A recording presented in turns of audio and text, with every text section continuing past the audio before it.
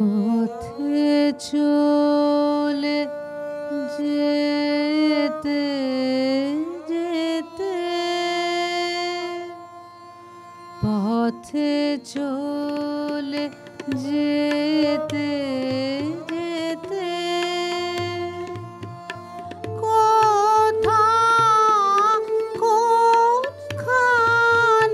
তোমার পরশ আসে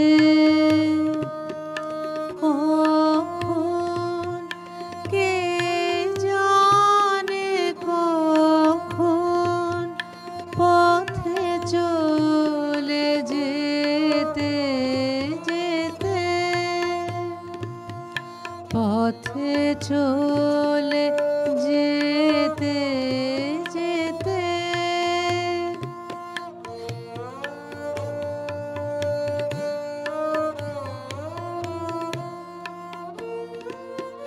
কি অচেনা কুসুমের গন্ধে কি গোপন আপন আনন্দে কোন পথিকের কোন গানে তোমার পরশ আসে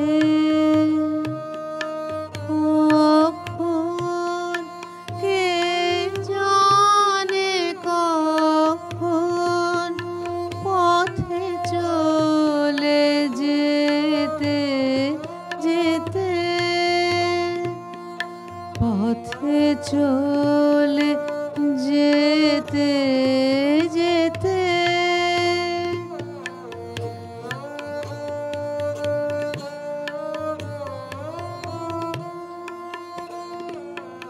সহসা দারুণ দুঃখ তাপে সকল ভুবন যাবে কাঁপে ভুবন যাবে কাঁপে সহসা দারুণ দুঃখ তাপে সকল ভুবন যাবে কাঁপে ভুবন যাবে কাঁপে সকল পথের ঘোচে চিহ্ন সকল বাঁধন যাবে ছিন্ন মৃত্যু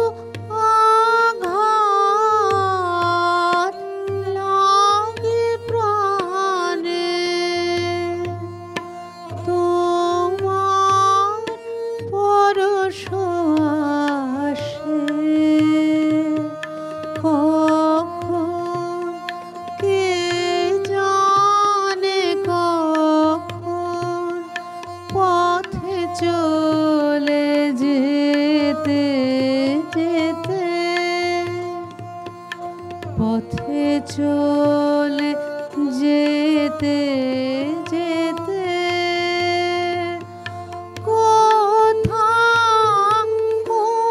কোনখানে তোমার পরশ আসে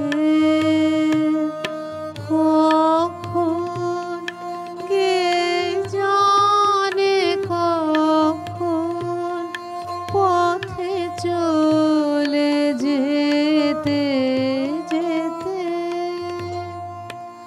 পথে চলে যেতে যেতে বন্ধু কি আছেন? নমস্কার। হ্যালো, বলুন। নমস্কার দিদিভাই, গুড মর্নিং। হ্যাঁ বলুন নির্মল বাবু, আমি শুনছি। আশা করি তোমরা সকলে ভালো আছো। আর আজকে যে দিদিদের সাথে তার কাণ্ডে রোমান সকলে গান শুনছি, তাই দিদিদের সঙ্গে কথা বলি। বলুন বলুন। নমস্কার দিদিভাই। নমস্কার, গুড মর্নিং। অনুষ্ঠান যেটা পুরো দেখতে পাবো এখানে রসিংয়ের কারণে ও আপনার এই লোডশেডিং আপনাকে আর ছাড়ছে না। যদি দুটো গানের কথা আমি বলি যে তার মধ্যে একটু শোনা ভালো লাগবে। প্রথম গানটি হচ্ছে মেঘের পরে মেঘ জমেছে, আর এটি গান হচ্ছে আজ শ্রাবণে ঘন ঘরের মোড়ে। রাত্রি ভালো থাকবেন, সবাইকে ভালো থাকবেন, নমস্কার। ঠিক আছে, আপনার আমি সত্যি ভালো থাকতে গেলে আপনার এই লোডশেডিং এর একটা ব্যবস্থা করতেই হবে নির্মলদা। আমি বুঝতে পারছি আপনার কষ্টটা। যাই হোক, সঙ্গে থাকুন। দিদি একেবারে ছোটবেলা থেকে গান বাজনা? হ্যাঁ, 4 বছর বয়স থেকে। আর ডক্টর বনানী দে আপনি যে অধ্যাপনার সঙ্গে যুক্ত সেটা আমরা বুঝতে পেরে গেছি। একটু ওইটা গান নয়, ওটা রসায়ন। না, জীবনের রসায়ন মানে ওটা মেলানোর রস জন্য সঞ্চার করে হয়তো একদম, জীবনে একদম। রসায়নটা, কিন্তু ওটা রসায়নে। একদম, আমি সেটাই তো বললাম, ওই রসায়নটা গান আর জীবনকে মিলিয়েছে, তাই না? আমার 4 বছর বয়স থেকেই হারমোনিয়ামের রিড ধরা আর অ আ ক খ একসাথে। আচ্ছা, মানে আপনি প্রথম থেকে রবীন্দ্রনাথের গানেই না, বলছিলেন? একদমই নয়। আমি মূলত ক্লাসিক্যাল শিখেছি, ক্লাসিক্যাল এবং অন্য ধরনের বাংলা গান। অনেকটা বড় হয়ে পরিণত বয়সে যখন আমি খেয়াল টেয়াল গাইছি চতুর্দিকে এরম অবস্থায়, তখন সবাই বলতো রবীন্দ্রনাথের গানটা হয় না। মানে রবীন্দ্রনাথের গান সুরে হয়, তালে হয়, সবই ঠিক হয়, কিন্তু যেন কি একটা নেই। ফিল হ্যাঁ, কি যেন একটা নেই। ওই কি যেন একটা নেই, তখনই গুরুর খোঁজ পড়লো যে অবশ্যই শিখতে হবে। তখন আমি আমার এক বান্ধবী আছে, তার মা আমাকে নিয়ে গেলেন গীতা ঘটকের কাছে। আমার গুরু শ্রীমতী গীতা ঘটক, তার কাছে নিয়ে গেলেন। তো তিনি আবার নতুন করে ওই ক্লাসিক্যালের কালোয়াতিটা ঘষে মেজে চেঁচে পুঁচে গোল করে করলেন, মসৃণ করে তারপরে রবীন্দ্রনাথে ঢোকালেন। তো দুটোই এখন সব রকমই গাইতে পারি, কিন্তু মানে ওটা ওনার হাত ধরেই হয়েছে, উনি না থাকলে ওটা হতো না। কলেজে পড়ানোর সময় ছাত্রীরা গান শুনতে চান না? সেইটা সুযোগ পায় না আসলে। এত ওরা মুখিয়ে থাকে অনুষ্ঠানগুলোর সময়, মানে হয়তো কোনো একটা টিচার্স ডে বা এই ধরনের অনুষ্ঠান হচ্ছে, তখন ফ্রেশার্স ওয়েলকাম, তখন একটু আবদার হয়। মানে আপনি কি একটু রাগী দিদিমণি? না, কিন্তু রাগী আগে ছিলাম, এখন আর রাগী একটু নেই। রাগী রাগী ভাব নিয়ে থাকতে হয়। না, একটু কড়া অনুশাসনে রাখতে হয়। একদম, তা না হলে রাগী নয়, কড়া অনুশাসনে রাখতে হয়, তা না হলে কেমিস্ট্রিটা হুশ করে মাথা দিয়ে বেরিয়ে যাবে। আর জানেন, আমার মনে হয় যে এই অনুশাসনটা দরকার আছে, নইলে কিন্তু পড়াশুনোটা ফিকে হয়ে যাচ্ছে। মানে যে কোনো সাধনাই, কিন্তু গান হোক, আমি যখন গানও শেখাই তখনও কিন্তু ওরা জানে যে আমি বেশ একটু কড়া, বারবার কড়ানো, ওইটা আমার খুব আছে। বন্ধু আছেন, কে আছেন? একটু ছোট করে কথা শুনে নি, বলুন।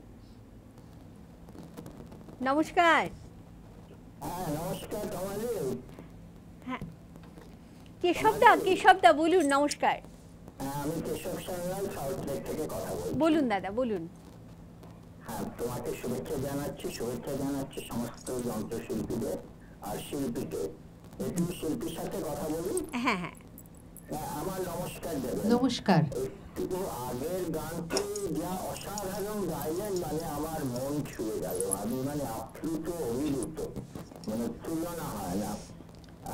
আমি একটি শুধু গানের কথা বলবো যদি সম্ভব হয়, এই তো তোমার প্রেম ও হৃদয় হরণ। এত এত এত ভালো ভালো গানের এই অনুরোধ। হ্যাঁ দাদা, আপনিও ভালো থাকবেন।